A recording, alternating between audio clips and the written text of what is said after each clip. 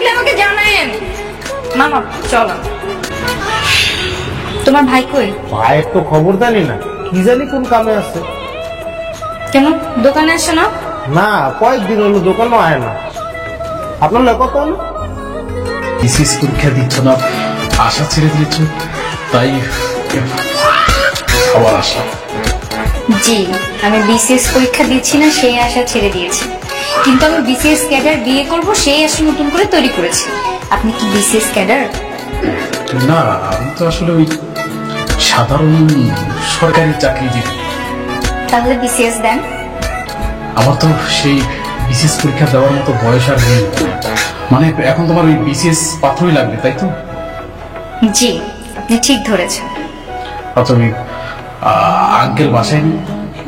জি না আঙ্কেল, আপনি এখন আসতে পারেন। হ্যাঁ, আঙ্কেল, আপনার ছেলে কোথায়?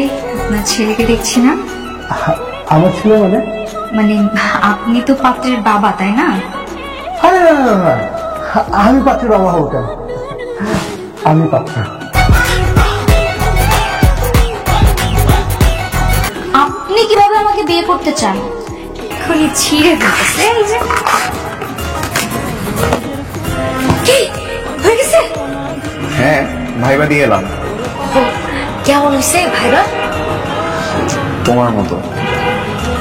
মানে মানে তোমার মতো করে সবাইকে ইমোশনালি ব্ল্যাকমেল করে আসছি। কি ভাইবা বোর্ডে এসব ইমোশনাল কথাবার্তা বলে চলে আসছে? আপনারা শুনছেন? কোনো প্রশ্ন করেনি, বরঞ্চ তারা সবাই উচ্ছ্বসিত হয়ে গেছিল। আইপিএল একদম কান্না করে দিবে দিবে অবস্থা।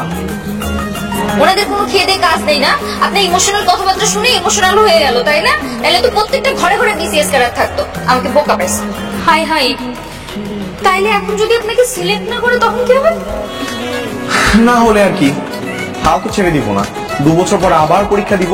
আমি এরকম ভাবে প্রিপারেশন নিতেই থাকবো যতদিন পর্যন্ত আমার বয়স থাকবে। একেবারে হাল ছাড়বো না। কি